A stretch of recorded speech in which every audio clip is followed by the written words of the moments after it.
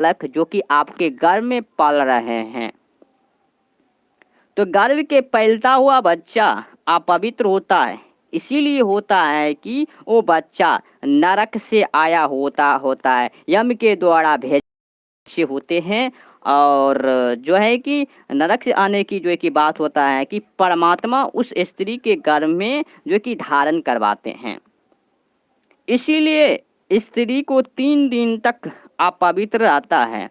और जो है कि स्त्री को चाहिए कि वो अकेले में सोए। जब गर्भाधान जो है कि जो कि धारण करते हैं वो 3 दिन की अपवित्र रहते हैं, क्योंकि जो है कि वो बालक जो है कि होती हैं वो यम के राज के द्वारा भेजा हुआ रहता है। फिर उस बालक को जो है कि परमात्मा के द्वारा उसको स्थापित किए जाते हैं। फिर जो है कि भगवान जो है कि उसको एक एक आँख की डिजाइन, मुंह की डिजाइन, नाक की डिजाइन, क्षेत्र की डिजाइन, एक से एक इतना बनाते हैं, चेहरा की मुस्कुराहट बनाते हैं, ऐसी ऐसी बनाते हैं कि आप उसकी गणना भी नहीं कर सकते हैं। और लोग जब वही जन्म लेते हैं कहते हैं तू ही माता चो ही पिता। वो भगवान को नहीं कर रहे, अपनी माँ को कर रहे। कहता है तुम्हें हो माता चो पिता, तुम्हें हो बंधु सखा, तुम्हें हो विद्याधरविंद, तुम्हें हो शर्मम देव देव। कहा रहा है सब कुछ तू ही है, परमात्मा है, परंतु ये निकम्मा इसको मान लिए जो कि आज है कल चले जाएंगे। तो आज हम इसके जो कि बारे में नहीं बताऊंगा। तो आज हम गर्भाधान संस्कार के उपरांत करते हैं, अन्यथा हमारे समय जो है कि बहुत हो जाएंगे, क्योंकि 16 संस्कार के आपको बताना है। तो क्या करना है,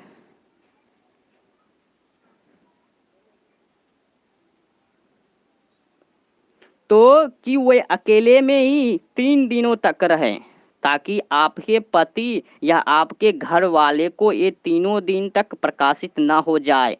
यमदूतों के द्वारा भेजा हुआ वह बच्चा पहला दिन चंडाल की योनि में होता है, और दूसरा दिन जो है कि होता है वह ब्रह्म राक्षसी होता है, और तीसरा दिन जो है कि है वो क्या रहते हैं, चमार का योनि में से आया हुआ रहता है।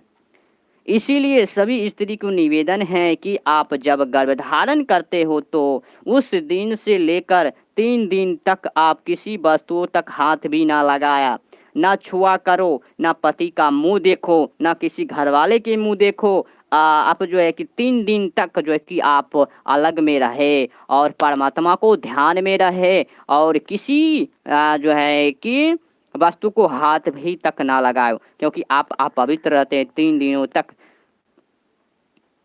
तो अच्छा से जो है कि ना 4 दिन होने से जो है कि है पर आपको अच्छा से स्नान करके गंगा जल से पूरे शरीर को ऊपर जो है कि निचोड़ ले। फिर जो है इसके बाद आप बैठकर पति एक पत्नी एक दूसरे पूरे परिवार का पौने घंटा तक भगवान के योग में लग जाए। योग कहा जाए तो आपको आँख मूंद लेना है, सांस जो है कि कुछ देर कुछ सेकंड के लिए आपको बंद कर लेना है और योग के ध्यान में चले जाना है, परमात्मा के सविकताई में चले जाना, परमात्मा के याद कर लेना।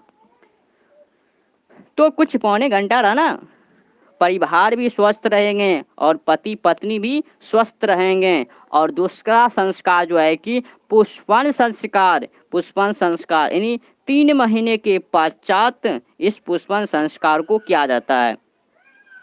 तो पुष्पन संस्कार के इसीलिए आयोजित किया जाता है कि क्योंकि गर्भ में 3 महीने के पश्चात गर्भ स्वस्थ जो है कि शिशु का जो है कि मस्तिष्क होती है वो विकसित होने लगती है।